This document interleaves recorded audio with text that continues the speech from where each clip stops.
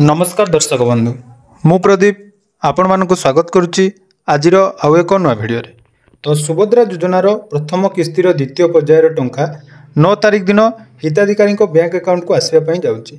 तो एने जहाँकि आपण मानकर बहुत सारा डाउट थिला जे सुभद्रा योजनार जो स्टाटस चेक को नहीं आपण माने स्टाटस चेक करि पार नथिले बा स्टाटस चेक कला परे आपण मानकर गोटे कन्फ्यूजन थिला जे टंका आपनको मिलिबो कि नाही। तो आज ये वीडियो रे पूरा डिटेल्स आपण मानकर डाउट क्लियर हो जिवो काहेकि ना सुभद्रा योजनार किछि भित्रिया कथा जाकि आज ये वीडियो रे म आपण मानकु जणाइबा पई जाउची। तेणु वीडियो को जमारू स्किप न करी प्रथम रु शेष पर्यंत निहाती देखिबे। चैनल को प्रथम थर विजिट करथिले वीडियो को लाइक करिवे, चैनल को सब्सक्राइब करबा सहित पाखरे थिबा बेल आइकन को क्लिक करी ऑल ले सेट कर देबे। तो देखंतु सुभद्रा योजना को नहीं सरकार तरफ भिन्न भिन्न मत सबु बेले आपण माने देखिया पई पाउथिबे। गणमाध्यम रे सरकार केवल आपण मानकु एते लोक आवेदन कले एते लोकन को मिलिला किंतु को आधार रे मिलिला से नै कोनोसी अपडेट नथिला एवं जो माने स्टेटस किछि चेक करथिले अंडर प्रोसेस फील्ड वेरिफिकेशन यार कौन कौन सब रही सत्य घटना आज वीडियो देखला पर आपण माने जानि परिबे। तेणु आमर जो हेल्पलाइन नंबर रही से हेल्पलाइन नंबर हिताधिकारी को हेल्पलाइन पाई जो नंबर टी सरकार तरफ दि जाइए से नंबर रे आपण माने कांटेक्ट कला परे आपण मानकर जो जो प्रश्न थिला तार उत्तर आपण माने निहाती पाई परिबे। तो मु मध्य आज से कॉल सेंटर को कॉल करी आपणकर जो जो प्रश्न थिला तार उत्तर पूरा डिटेल्स वीडियो रे पचारि एवं तांकर कौन कौन उत्तर रही आपण माने सुनंतु एवं सेला सुनी सारा पर निहाती आपण माने कमेंट सेक्शन ले निज निज मत देबे जे सुभद्रा योजना को नहीं सरकार जो गाइडलाइन अछि ता केते दूर कार्यकारी होछि। नमस्कार सुभद्रा हेल्पलाइन को आपन स्वागत दयाकरी सुभद्रा योजना संबंधित प्रश्न टिके कहंतु। नमस्कार मैडम। मैडम सुभद्रा योजना जो प्रथम किस्त रे जो माने टंका पाई नांदी सेमानकु जो सेकंड फेज रे टंका केबे मिलिबो? आज्ञा वर्तमान सरकार को तरफ से सूचना रे जे आपण ए सुविधा अक्टोबर 9 रे पाई परिबे। आज्ञा तो आमे जो आवेदन करिथिलु आमे आवेदन करथिलु 19 तारिख रे आमे आवेदन करछु। तो हमर टंका ताले 9 तारिख रे हमकु मिलिबो कि नाही? 20 तारिख रे अप्लाई करथिले 19 तारिख रे आमे आवेदन करथिलु। आज्ञा सर आपण जे सरकार को तरफ वेरिफिकेशन टी हेई जिवो हला पर आपण जे एलिजिबल रहउछंती तो आपण ए सुविधा टी पाई परिबे। नहीं मैडम प्रथम थर जो पेमेंट मिलला सेटा खूब कम दिन रे वेरिफिकेशन करी दे देथिले तो एटा तो पूरा गोटिया मास कोन लागियो कि वेरिफिकेशन पई? आज्ञा जे सरकार को तरफ से सूचना टे हम आपण से सूचना टे जणावछ सर। तो वेरिफिकेशन जार होईची से मानको खाली पेमेंट मिलियो। आज्ञा आपण वेरिफिकेशन हेई जिवो जदी आपण जदी एलिजिबल रहउछंती तो आपण सुविधा टे पाई परिबे अक्टोबर 9 रे। तो अक्टोबर 9 रे केते लोक को टंका मिलवार अछि? क्षमा चाहू अछि सर सेंति किछि सूचना सरकार को तरफ रे आसे नै। आज्ञा तो मैडम स्टेटस जो कोन गुडे चेक करिवार ऑप्शन केमती कोन स्टेटस जने जदी जानिया पई चाहूची तार स्टेटस कोन अछि? आज्ञा आपण जदी आपण को जो रिसिप्ट मिल जे अप्लाई कला परे आज्ञा आपण का आवेदन पत्र टी जे नंबर टी देबे हम आपण को स्टेटस चेक करी कहि परिबो। तो से स्टेटस खाली आपण टोल फ्री नंबर चेक करियो ना अन्य कोनोसी सीएससी सेंटर बा मसुआ कंट्रोल जाई चेक करियो? आज्ञा टोल फ्री नंबर रे आपण चेक करि परिबे। तो मैडम टोल फ्री नंबर तो आज दिन रो मु प्राय 200 थर कॉल कला परे एबे ही लागिला कॉल तो समस्त कोन आपण को एमती कॉल करी आपण को स्टेटस चेक करि परिबे कि? क्षमा चाहू छी सर जेतोटा समस्त कॉल करछन्ते वेटिंग नहीं वेटिंग अलगा प्रथम साइट बहुत सुंदर होतला सर्विस प्रथम जो पेमेंट मिला एटा सरकार को तरफ बंद कराई छी ना कोनोसी टेक्निकल इशू पई म होई छी?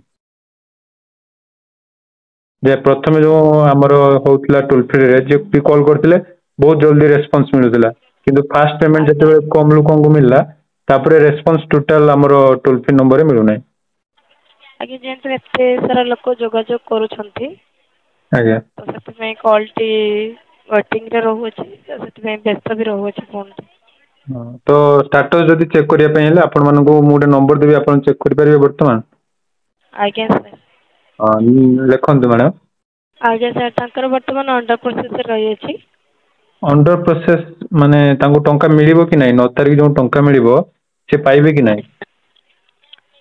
आगे तांकर जंत अंडर प्रोसेस रही अछि त तांकर वर्तमान सरकार को तरफ रे एटा वेरिफिकेशन टी चालू अछि। आज्ञा ଭେରିଫିକେସନ ପରେ ସେ ଯଦି ଏଲିଜିବଲ ରହୁଛନ୍ତି ସେ ସୁବିଧାଟି ମାନେ ପାଇପାରିବେ। ଆପଣ ଟିକେ କହିପାରିବେ କି ଭେରିଫିକେସନ ଟା କୋଉ ଲେବୁଲ ରେ ହଉଛି, ମାନେ କୋଉ ଥ୍ରୋ ରେ ଭେରିଫିକେସନ କରାଯାଉଛି? ଆଜ୍ଞା କୋଉ ଥ୍ରୋରେ କହିବାକୁ ଗଲେ ତ ଆପଣଙ୍କର ଏଟା ଡିଷ୍ଟ୍ରିକ୍ଟ ଲେବୁଲ ବା ବ୍ଲକ ଲେବୁଲ ହେଉଅଛି।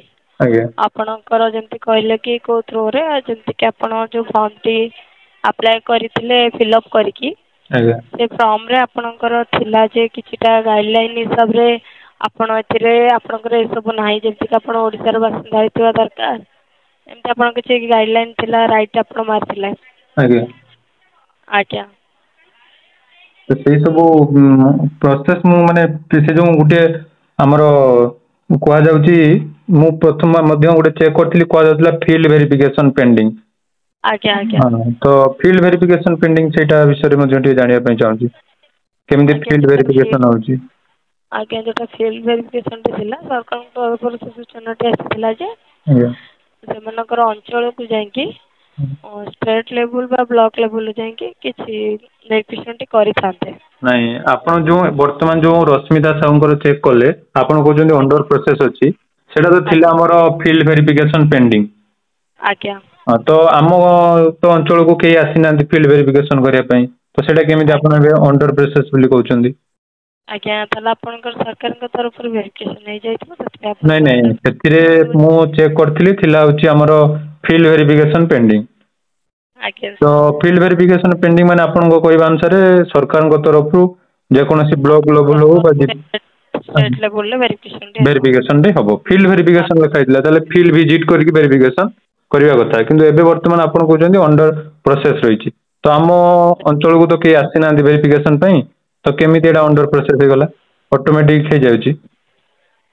ଆଜ୍ଞା ସେଇଟା ସରକାରଙ୍କ ତରଫରୁ ଯଦି ଭେରିଫିକେସନ ହେଉଅଛି ତ ଆପଣଙ୍କର ଭେରିଫିକେସନ ରୁ ପ୍ରୋସେସିଂ ରେ ରହିଯାଉଛି।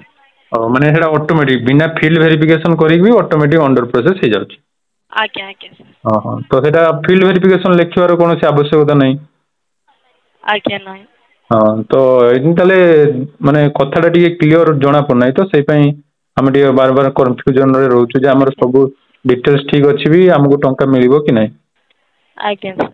ଆଉ ଯେମିତି ପ୍ରଥମ ଥର ଟେଷ୍ଟିଂ ପାଇଁ 1 ଟଙ୍କା ଲେଖାଏଁ ଆକାଉଣ୍ଟ କୁ ପଠା ହେଇଥିଲା, ଏଥର ସେମିତି କଣ କିଛି କରାଯିବ କି? ଟେଷ୍ଟିଂ ପାଇଁ ପ୍ରଥମେ 1 ଟଙ୍କା ଲେଖାଏଁ ପଠାଯିବ କିଛି ଆକାଉଣ୍ଟ କୁ? କ୍ଷମା ଚାହୁଁଛି ସାର୍, ସେମିତି ସୂଚନା ଆମ ପାଖକୁ ଆସିନାହିଁ। ତ ଆପଣ ଦୟାକରି କିଛି ସମୟ ପାଇଁ ହୋଲ୍ଡ ରେ ରୁହନ୍ତୁ। ଅଧିକ ସୂଚନା ପାଇଁ ଆପଣଙ୍କ କଲ୍ ଟି କିଛି ସମୟ ପାଇଁ ହୋଲ୍ଡ ରେ ରଖିପାରିବି? ଆଜ୍ଞା ମ୍ୟାଡ଼ାମ। ଧନ୍ୟବାଦ। ଆଜ୍ଞା ମ୍ୟାଡ଼ାମ। ସାର୍ ବର୍ତ୍ତମାନ ପାଇଁ ସରକାରଙ୍କ ତରଫରୁ ସେମିତି କିଛି ସୂଚନା ଆସିନାହିଁ। ଆଜ୍ଞା ଆପଣ ଯଦି ସରକାରଙ୍କ ତରଫରୁ ଟେଷ୍ଟିଂ ପାଇଁ 1 ଟଙ୍କା ମେସେଜ ଟି ଯାଇପାରେ। ଆଜ୍ଞା। ନହେଲେ ଆପଣଙ୍କର ଆକାଉଣ୍ଟ କୁ ପଇସା ଟି ଟ୍ରାଞ୍ଜାକ୍ସନ ହେଇପାରେ। ଆଜ୍ଞା। ଆଜ୍ଞା ସାର୍।